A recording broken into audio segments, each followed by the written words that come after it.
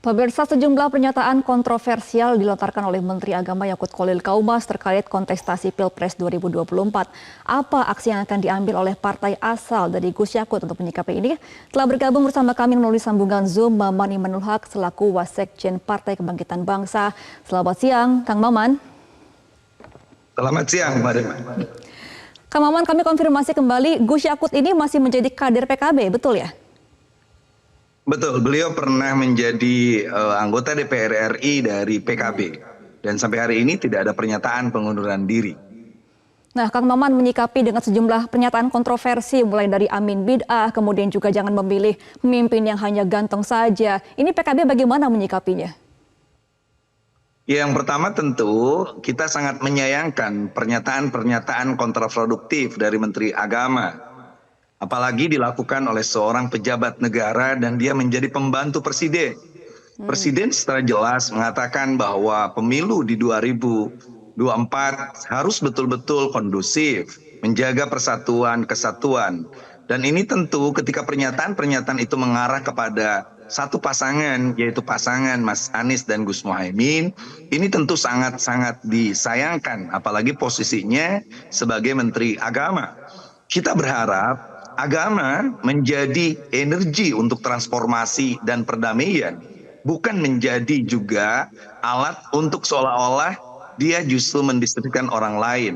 Ini yang penting bagi kita. Seharusnya Menteri Agama lebih fokus untuk melakukan upaya pemberdayaan. Pertama, perbaikan institusi Kementerian Agama sendiri. Jangan sampai Kementerian Agama dipakai alat untuk hanya mengkritisi Pilpres. Itu tidak terlalu signifikan, itu sangat kontraproduktif, itu hanya membuat kegaduhan, membuat noise bukan voice. Nah, yang kedua, kita berharap bahwa Menag harus fokus kepada tupoksinya. Hari ini masih banyak guru-guru honorer, hari ini masih banyak madrasah-madrasah yang tidak layak untuk ditempati, hari ini ada ketidakadilan anggaran. Bayangkan saja ketika PKB memperjuangkan anggaran 20% untuk pendidikan dari APBN, maka ada 612 triliun untuk pendidikan, ternyata yang dikelola oleh Menteri Agama hanya 52 triliun.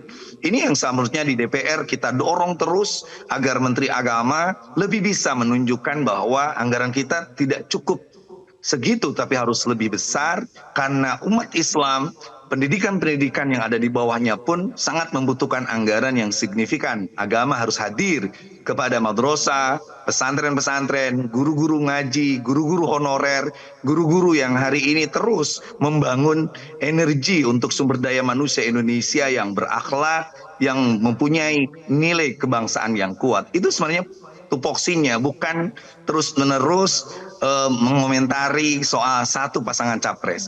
Nah, yang ketiga soal rekam jejak, misalnya tolong lihat rekam jejak. Setuju memang pernyataan itu, tapi nggak usah diterusin, jangan pilih yang ganteng, jangan pilih yang ini. Kalau rekam jejak nanti semua calon-calon presiden ini punya rekam jejak. Nanti misalnya kaset kusut yang namanya pelanggaran HAM oleh Prabowo akan diputar lagi, kaset kusut tentang bahwa EKTP masih melekat di Mas Ganjar itu akan diputar lagi. Udahlah, hari ini kita punya 3 calon presiden, biarkan mereka beradu ide, gagasan, biarkan partai-partai pengusungnya untuk mencari strategi terbaik termasuk relawan bergerak untuk tidak perlu ada lagi yang namanya stigmatisasi, tidak perlu ada istilah-istilah polarisasi, kardun, cebong, dan sebagainya. Hari ini semua berjuang agar ada satu pemimpin Indonesia yang membawa Indonesia lebih maju. Baik, Kang Maman, berarti tindak pendisiplinan dari PKB kepada Gus Yakut ini seperti apa ke depannya? Apakah akan ada surat peringatan atau mungkin akan dikeluarkan begitu dari partai? Iya, PKB tentu punya mekanisme. Semua harus patuh kepada AD, ART, Partai Kebangkitan Bangsa. Kita tidak berjuang, nggak mungkin kita sendiri bisa jadi anggota DPR kalau tidak lewat mekanisme kepartean. Maka istilah saya yang sering saya dengungkan di dapil-dapil itu, yang penting partai dulu punya kursi, partai dulu punya jabatan kekuasaan. Soal siapa yang mengisinya, itu baru bagaimana perjuangan kita masing-masing.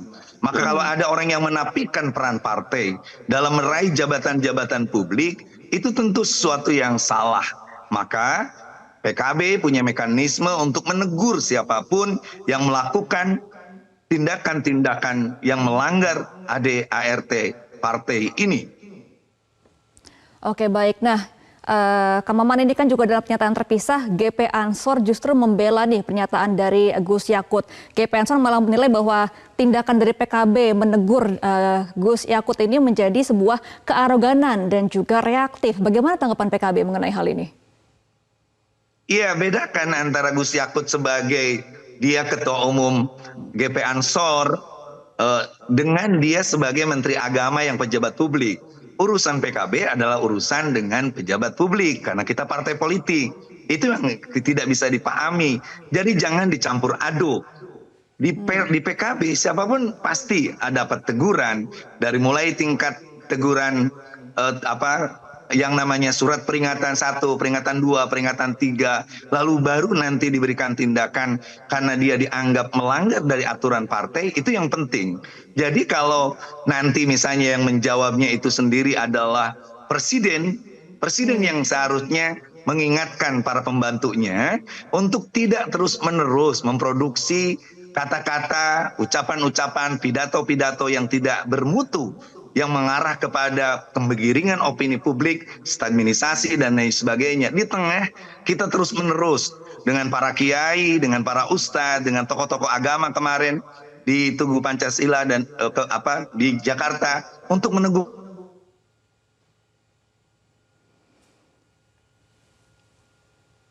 Ya, Kang Boban, apakah komunikasi kita masih tersambung?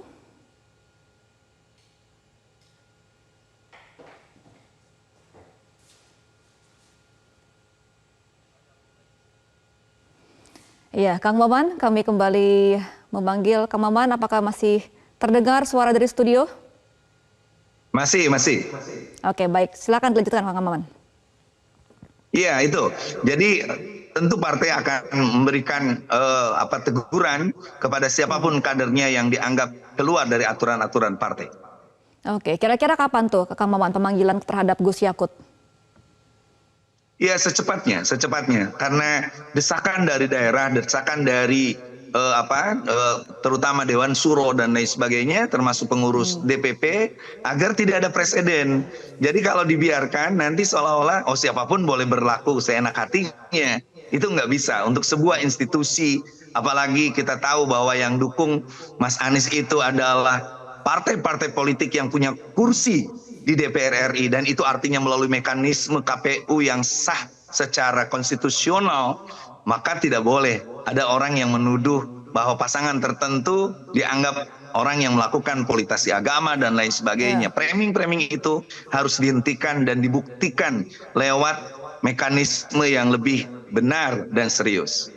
Ya, Kang Maman, padahal pada bulan April kemarin juga Gus Yakut sudah menekankan ya kepada pihak Kementerian Agama, para ASN untuk netral dalam tahun politik ini. Nah, kira-kira apa yang membuat Gus Yakut ini malah merubah sikapnya dan cenderung mendukung salah satu paslon di akhir-akhir ini? Ya, kita tentu nggak tahu ya apa yang melatar belakangi pernyataan-pernyataan Menteri Agama ini. Tetapi hari ini kan semua orang ngomong dengan kepentingannya masing-masing. Mungkin ada salah satu capres yang didukung oleh Menteri Agama, dan itu sah-sah aja sebagai warga negara, sah-sah aja beliau sebagai Ketua Umum Ansor. Tapi tidak sah, tidak elok, tidak etis kalau dia sebagai pejabat negara. Jadi kalau di hadapannya itu adalah dia bicara sebagai Ketua Umum Ansor, itu menurut saya silakan aja hak-hak itu. Karena yang penting adalah hari ini pejabat-pejabat negara itu harus kembali menguatkan kembali komitmen Presiden Jokowi agar Pilpres tahun ini betul-betul Pilpres bernuansa lebih baru, mengajukan ide, gagasan dan lain sebagainya. Termasuk menawarkan misalnya apa yang akan dilakukan oleh nilai-nilai agama dalam kehidupan itu, sehingga tidak perlu ada penggiringan publik, opini publik. Tidak perlu ada juga yang namanya polarisasi, framing dan lain sebagainya. Karena kalau itu dianggap merupakan sebuah kenyataan, kenapa masa para Nasdem, PKS, PKB, para pendukung, relawan dan sebagainya dianggap tidak punya rasionalitas kita ketika memilih Anies dan Gus Muhaimin. Itu yang penting dijadikan landasan bahwa semua yang mendukung capres-capres itu adalah semuanya warga negara Indonesia yang punya hak untuk memilih salah satu dari antara capres itu. Ya, Kang Maman, kalau arahan dari Ketum menanggapi hal ini seperti apa tindakannya? Ya, Gus Muhaimin dalam pertemuan kemarin Hari Kesaktian Pancasila itu hanya berkomentar singkat. Yang pertama, kita tidak perlu reaktif. Kalau ada pernyataan apapun, itu kita harus tetap proaktif. Apakah itu pernyataan sebagai seorang buzzer atau seorang menteri agama dan lain sebagainya. Kalimatnya jangan terlalu reaktif kita. Yang kedua, kita terus untuk memproduksi, mengolah kampanye-kampanye yang positif, yang memberikan pencerahan, kegembiraan, dan lain sebagainya. Kita punya prinsip dalam Al-Quran, innal hasanat yudhibnas sayyiat. Kebaikan-kebaikan yang diproduksi banyak, itu akan mengalahkan sayyiat, kejelekan yang ditiupkan oleh orang-orang yang memang tidak suka dengan demokrasi yang jernih, bersih, transparan, akuntabel, dan lain sebagainya. Nah, yang ketiga, kata Ketua Umum, Gus Muhaimin, saatnya kita terus bekerja dan bekerja.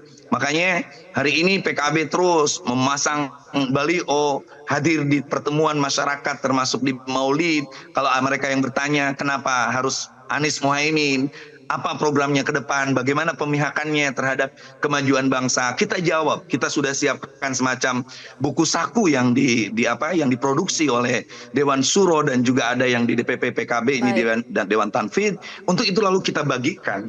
Dan kalau pertanyaan apapun kita akan terima, baik yang mengkritik, baik termasuk yang mencaci maki, itu bagian dari orang menyatakan cinta kepada pasangan Anies Muhaimin ini.